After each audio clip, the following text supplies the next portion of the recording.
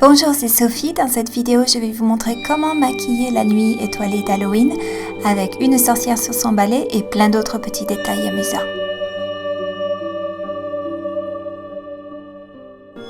Pour commencer, j'utilise un pinceau langue de chat de taille moyenne et je fais un cercle avec du maquillage blanc bien opaque. Si vous avez un applicateur éponge comme celui-ci, vous pouvez bien sûr l'utiliser. Cela vous permettra de gagner du temps.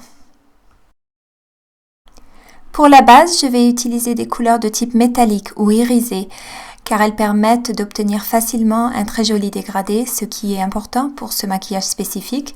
J'ai donc choisi du mauve, du bleu et du violet. Si vous préférez cependant des couleurs plus chaudes, vous pouvez prendre du jaune, du orange et du rose. Ce sera différent mais également très joli. Quand je décide d'utiliser plusieurs couleurs pour la base, je commence toujours par la couleur la plus claire, car c'est toujours plus simple de foncer une couleur plutôt que de l'éclaircir. Je commence donc par le mauve que j'applique en couche fine sur les paupières, le front et les tempes. Il faut cependant éviter d'appliquer cette couleur sur le rond blanc qui sera notre lune d'Halloween, ce qui n'est peut-être pas forcément évident, mais voici une petite astuce pour y arriver. Je ne mets du maquillage que sur le bord angulaire de l'éponge et je tiens celle-ci par son bord arrondi. Et maintenant, en la tenant bien droite au-dessus de la surface, cela me permet de mieux contrôler à quel endroit je transfère le maquillage sur la peau et donc d'éviter que les deux couleurs se mélangent l'une avec l'autre. J'applique maintenant ma deuxième couleur qui est un bleu turquoise irisé. C'est vraiment une couleur que j'adore car elle est non seulement très jolie mais également facile à dégrader. Je fais cependant attention de ne pas recouvrir le mauve complètement mais de le laisser transparaître surtout sur les bords. C'est maintenant au tour de la troisième couleur de base qui est le violet foncé et encore une fois je l'applique en m'assurant de ne pas recouvrir les deux autres couleurs complètement. L'idée est plutôt de créer l'illusion d'un ciel nocturne qui n'est jamais vraiment homogène mais plutôt plus ou moins foncé par endroits. Pour obtenir un dégradé harmonieux, je retourne mon éponge du côté où elle est complètement sèche et je tire la couleur que je viens d'appliquer dans la direction souhaitée. Je la tapote ensuite avec l'éponge jusqu'à ce que la transition devienne vraiment très très subtile. Si à ce stade vous trouvez que l'ensemble est un peu trop foncé, comme c'était personnellement mon cas, vous pouvez toujours rajouter des couches fines avec les couleurs plus claires par-dessus et bien sûr dégrader à nouveau. C'est également une bonne idée de mettre une couche fine de la couleur la plus claire, dans mon cas le mauve, sur les pommettes, ce qui éclaircira l'ensemble immédiatement. Pour ajouter des nuages très rapidement, j'utilise un pochoir que j'ai réalisé moi-même. Si vous aussi voulez apprendre à les créer, n'hésitez pas à cliquer sur le lien qui apparaît maintenant à l'écran. Je retiens fermement le pochoir entre mes deux doigts sur la peau et je tapote une couleur blanche avec une éponge. Je me suis assurée auparavant que la consistance de mon maquillage était plutôt sèche, car si le maquillage est humide, il va fuir sous le pochoir et cela donnerait un résultat vraiment horrible.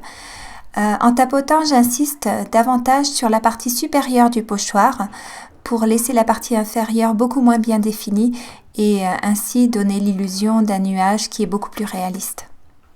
Le moment est maintenant venu d'ajouter des silhouettes Halloween en noir que je vais vous montrer tout d'abord sur mon bras car cela est plus visible. Le premier élément est une maison hantée et voici étape par étape comment je la réalise.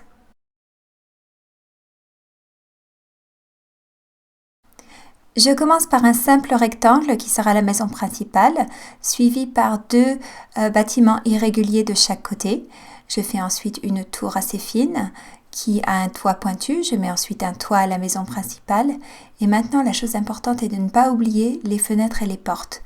Je recouvre ensuite l'ensemble en noir, sauf bien sûr les fenêtres et les portes qui seront plus tard peintes en jaune.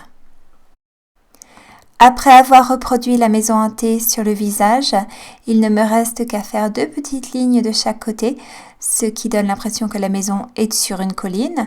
J'ajoute également plus de couleur noire directement sous la maison, que je tire avec mon doigt vers le bas. Je recommence cette opération plusieurs fois si nécessaire, et cela permettra de donner l'impression qu'il y a une ombre directement sous la maison. Le deuxième élément est une petite sorcière assise sur son balai. On peut penser initialement qu'elle est difficile à réaliser, mais si on procède étape par étape, c'est vraiment très simple. Regardez. Le balai de la sorcière est une simple ligne droite. Il faut le faire cependant ni trop long ni trop court car c'est celui-ci qui va déterminer la grosseur de l'ensemble de ce motif. Je fais ensuite une ligne courbe qui ressemble à un S et qui traverse la ligne droite au milieu. Je l'épaissis ensuite au-dessus et en dessous de cette ligne. Ce sera le corps de la sorcière ou plutôt sa robe. Pour les bras, il suffit de faire 2 lignes droites qui s'accrochent au balai. Je n'oublie pas non plus bien sûr ses petits mollets bien fins et ses chaussures pointues évidemment. À partir de cette étape, c'est assez simple de faire le reste car les dimensions du corps sont déjà prédéterminées. Il ne suffira que d'ajouter le visage et le cou, ainsi que le chapeau pointu et les cheveux qui volent dans le vent. À ce stade, on peut également lui rajouter une cape. Je n'y ai pas pensé sur le moment, mais ça aurait été bien aussi. Et ensuite finaliser le balai et la voilà terminée. La meilleure position pour cette petite sorcière sur le visage est à mon avis directement à côté de la lune, avec le balai au-dessus de la zone blanche. Cela la rend vraiment très visible grâce au contraste de couleurs soutenues. Les derniers éléments sont des petites chauves-souris. Je vais vous en montrer 2 sortes différentes. Vous pourrez donc décider de les utiliser soit séparément, soit sur le même maquillage comme j'ai décidé de le faire moi-même. Elles commencent toutes deux de la même façon avec une petite goutte d'eau et 2 lignes arrondies pointées vers le haut. Celles-ci seront suivies par 2 lignes arrondies supplémentaires. La différence principale entre ces 2 chauves-souris, c'est que pour la première, la ligne arrondie se terminera vers l'intérieur de l'animal et ressemblera à un S. Pour la deuxième, par contre, la ligne arrondie se terminera vers l'extérieur et ressemblera à une virgule allongée. La partie inférieure des ailes est assez similaire pour les deux et consiste en une série de petits arcs de cercle.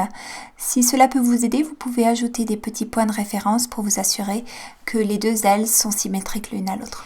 Il ne reste ensuite plus qu'à les colorier en noir, épaissir légèrement le corps si nécessaire, ajouter des petites oreilles. Et voici nos 2 chauves-souris terminées. J'ai décidé d'ajouter 3 chauves-souris sur ce motif et je les ai fait de tailles différentes pour créer l'illusion d'une perspective. C'est-à-dire que plus la chauve-souris est éloignée ou proche de la lune, plus elle est petite.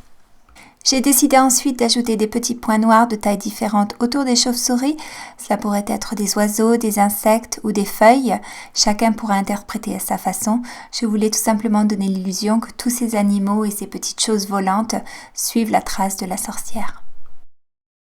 Avec le même pinceau rond numéro 3 que j'ai utilisé pour faire les silhouettes, je mets maintenant du jaune dans les portes et les fenêtres car il y a certainement quelqu'un à la maison quand c'est Halloween.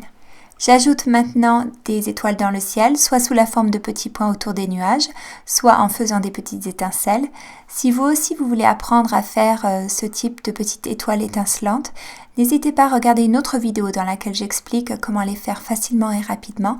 Vous pouvez voir le lien direct vers cette vidéo qui apparaît à l'écran. Je vais maintenant maquiller les lèvres avec le même violet métallique que j'ai utilisé tout à l'heure pour la couleur de base. Je n'adore personnellement pas les lèvres trop foncées, mais les jeunes filles que je maquille en général adorent ça. Je le fais donc juste pour leur faire plaisir. Quand j'utilise un pinceau pour les lèvres, je m'assure pour des raisons d'hygiène que celui-ci est complètement propre et bien désinfecté avant de le faire. Et pour un effet encore plus sombre et dramatique, on peut ajouter un peu de noir sur le bord des lèvres et s'assurer de bien dégrader cette couleur avec le violet. Ce maquillage est maintenant terminé, j'espère qu'il vous plaît et qu'il vous sera utile pour votre prochaine fête d'Halloween ou pour une autre occasion. Je vous remercie de me suivre sur ma chaîne YouTube et je vous souhaite maintenant une bonne fin de journée. À bientôt!